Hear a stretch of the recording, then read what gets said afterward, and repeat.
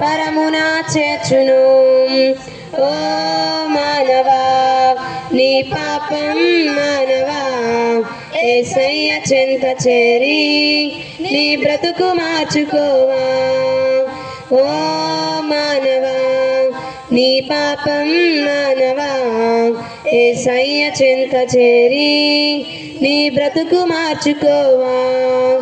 పాపములోనే బ్రతుకుచున్న చెడును నీ దేహము పాపములోనే మరణించిన తప్పదు నరకము. పాపములోనే బ్రతుకుచున్న చెడును నీ దేహము పాపములోనే మరణించిన తప్పదు నరకము.